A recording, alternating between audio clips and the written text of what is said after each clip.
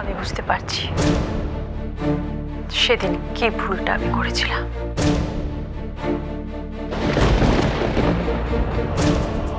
আমার ভুল, আমি তোমাকে সেদিন শুধু অপমান করে ছেড়ে দিয়েছিলাম। সেটা না করে যদি সেদিন তোমাকে তোমার অন্যায়ের উপযুক্ত শাস্তি দিতাম, তাহলে আজকে আমাকে এই দিনটা দেখতে হতো না। কি বললে তুমি? ঠিক বললাম। আজকে এই মুহূর্তে এখানে দাঁড়িয়ে আমার ঠিক এই কথাটাই মনে হচ্ছে। মনে হচ্ছে আমি কেন সেদিন একজন ঠক চোর বিশ্বাসঘাতক মানুষকে। কেন? তুমি কি নিজেকে এর বাইরে অন্য কিছু ভাবো নাকি? আমার বাবা অন্য ধরনের মানুষ ছিলেন। সারাটা জীবন একটা ঘোরের মধ্যে কাটিয়েছেন। শুধু নেশা ছিল অসুস্থ মানুষকে সুস্থ করে তোলবার আর নতুন নতুন ওষুধ আবিষ্কারের। সারাটা দিন শিকড় বাকড় ফলমূল নিয়ে পড়ে থাকতেন। এতটাই আত্মভালা মানুষ ছিলেন যে সংসারের খুঁটি নাটি কোনো দিকে ওনার নজর ছিল না। নিজে যেটা করছেন সেটা ঠিক করছেন না ভুল করছেন কোনোদিন ভাবেননি। নইলে নিজের অভাবের সংসারে বন্ধুর অকাল মৃত্যুর পর তার ছেলেকে নিয়ে এসে ঘরে তুলতেন না। শুধু কি তাই, উনি তো কখনো তোমাকে আমাদের কাছ থেকে আলাদা করেননি। অন্ধের মতন ভালোবাসতেন তোমাকে। আর তুমি? শ্রদ্ধা করতাম। শ্রদ্ধা করতাম সেই মানুষটাকে যে আমার বাবার কাছ থেকে সবটুকু শিক্ষা নিয়েছিল।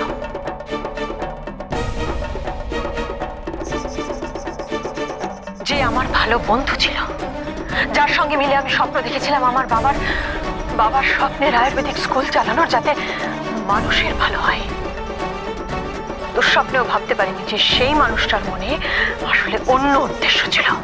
উদ্দেশ্য নয় তো, উদ্দেশ্য নয়, ওটাও স্বপ্ন। আমার স্বপ্ন, আর আমি চেয়েছিলাম সেই স্বপ্ন। তুমি কতটা স্বার্থপর নিজেই ভাবো। স্বপ্নটা যখন দেখছো তখন আমার বাবা নেই। আমাদের রাতের ঘুম উড়ে গেছে। বাবা নেই, ভাই বোনকে নিয়ে আমি দিশেহারা। আর সেই সময় একদিন তুমি। কোনোদিন কথাটা তোমাকে মুখ ফুটে বলতে হবে আমি ভাবিনি। আমার সাথে এত ভনিতার সম্পর্ক তোমার নয় অরুণ। যা বলতে চাও বলো না পরিষ্কার করে। ইন্দিরা, আমি তোমাকে ভালোবাসি। বাবা চলে যাওয়ার পরই তোমার মনে হলো এরকম একটা কথা বলা দরকার? এখন যা পরিস্থিতি, তাতে তোমার পাশে থাকার জন্য। বন্ধু হয়ে পাশে থাকা যায় না বুঝি?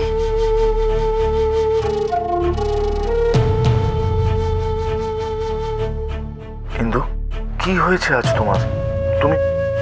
তুমি আমার সব কথাই কেন এভাবে? তুমি বুঝতে পারছো না? আমি বুঝি ইন্দু, আমি জানি তুমিও আমাকে পছন্দ করো। এসব ভাবার মতন মনের অবস্থা আমার নেই অরুণ।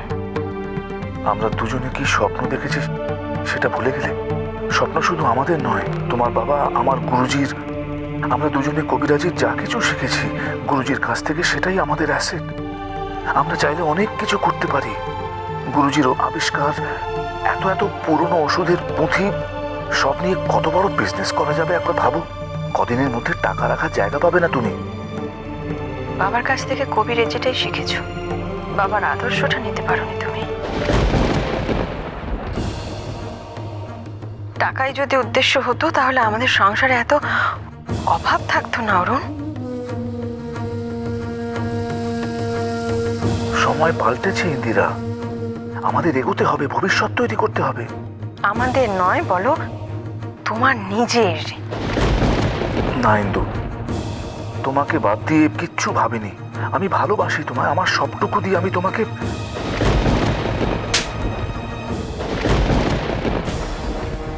অকৃতজ্ঞ, অকৃতজ্ঞ, বেঈমান, স্বার্থপর।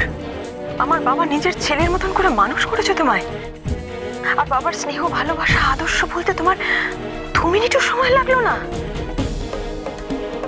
ইন্দু, আমি কিন্তু সত্যি সত্যি তোমায়। এরপরেও বলছো ভালোবাসো? তুমি তো জানোই না ভালোবাসা কি, কাকে বলে ভালোবাসা। তুমি বেশি ইমোশনাল হয়ে যাচ্ছ। কেন একটা প্র্যাকটিক্যাল জিনিস বুঝতে চাইছো না যে আমরা দুজনে? আমি বুঝতে পারছি অরুণ, তুমি আমাকে তোমার পাশে চাইছো নিজের স্বার্থে, কোনো ভালোবাসার জন্য নয়। ইন্দিরা, তুমি কি? শোনো অরুণেশ, তোমার সাথে আর কথা বলতে আমার রুচিতে বাঁধছে। ইন্দিরা, তোমার মাথার ঠিক নেই ইন্দিরা, তাই এইভাবে রিয়াক্ট করছো। পরে ঠান্ডা মাথায় ভেবে দেখো, তাহলেই। আমি ভাবতে চাইও না, আর তোমার মুখও জীবনে কোনোদিন দেখতে চাই না, প্লিজ। কাল সকালে ঘুম থেকে উঠে যেন আমি আর না দেখি তোমাকে এই বাড়িতে। হয়তো সেদিন পরিস্থিতি আমাকে অতটা কঠিন হতে বাধ্য করেছিল,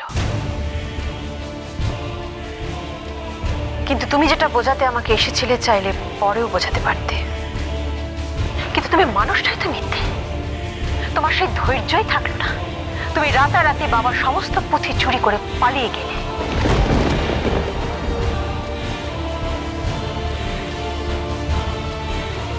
নিশ্চয় মনে আছে সব।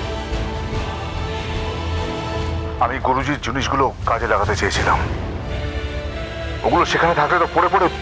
নিশ্চয়ই মহৎ উদ্দেশ্য নিয়ে তুমি চুরিটা করোনি সেদিন। তুমি রাজি থাকলে ওই কাজটা আমাকে করতে হতো না ইন্দিরা। কতটা নির্লজ্জ তুমি ভাবো, এত কিছুর পরেও তুমি আমার সামনে দাঁড়িয়ে এইসব কথা বলছো। যে অন্যায় তুমি করেছো তারপরে তোমার সাহস কি করে হলো আমার সামনে এসে দাঁড়াতে? একবারও মান সম্মান হারানোর ভয় পেলে না? ভয়? আমার আবার কিসের ভয় ইন্দিরা? হারানোর ভয় তো তোমার পাওয়া উচিত। আমার তো সবটাই প্রফিটে চলছে। তোমার সকল ছেলের হাতে অ্যাওয়ার্ড তুলে দিচ্ছি, ইচ্ছে মতন বিজনেস এক্সপ্যান্ড করছে। অরুণেশ চ্যাটার্জি এখন মার্কেটে একটা বিগ ব্র্যান্ড। আমার জায়গাটা একবার ভালো করে ভেবে দেখো ইন্দিরা। তুমি এখন যত উপরে উঠে যাও না কেন অরুণেশ চ্যাটার্জি, সেদিনের সেই চোর আমার কাছে সারাটা জীবন চোরই থাকবে। যদি তোমার জীবনটাই না থাকে আর। মৃত্যু ভয় আমাকে দেখিও না অরুণেশ চ্যাটার্জি, কারণ তুমি খুব ভালো করেই আমাকে চেনো। ভয় ডর আমার একটু কম। আর তুমিও খুব ভালো করে জানো আমি কি করতে পারি তোমার সঙ্গে আর তোমার পরিবারের সঙ্গে। অল্প হলেও তার নমুনা তো দেখেই নিয়েছো। আর এত সাহসী হওয়ার বিষয়টাও ভালো নয়। একটু ভয় পেতে শেখো। ভয় পাও ইন্দিরা। কাকে কাকে ভয় পাবো? তোমাকে?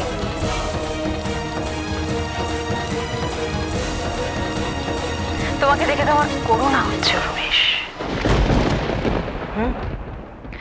ভাবছি তোমার ভবিষ্যৎটা কি হবে। আর নিচে নামবার কোনো জায়গা তো তোমার নেই না? এবার একটু বেশি হয়ে যাচ্ছে।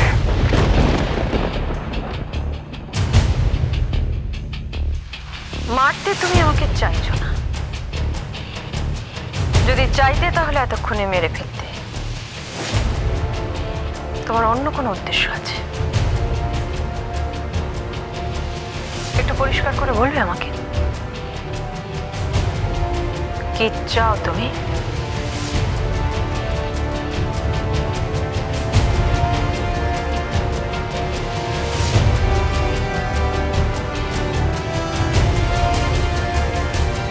তোমাকে।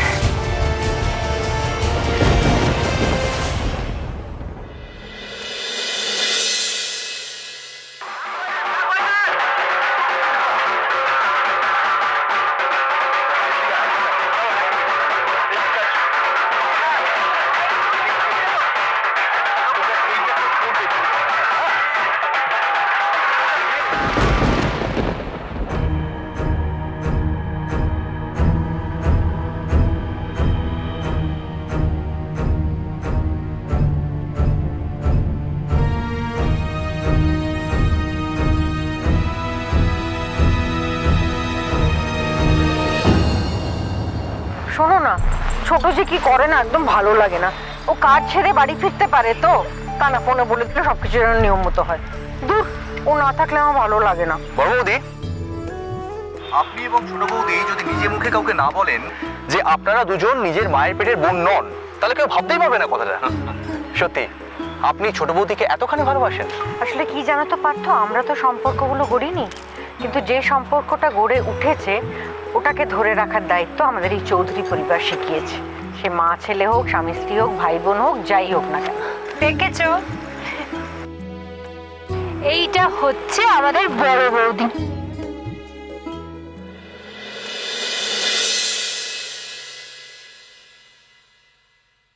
হ্যাঁ গো, ছোটকে নিয়ে চিন্তা হচ্ছে না তোমাদের?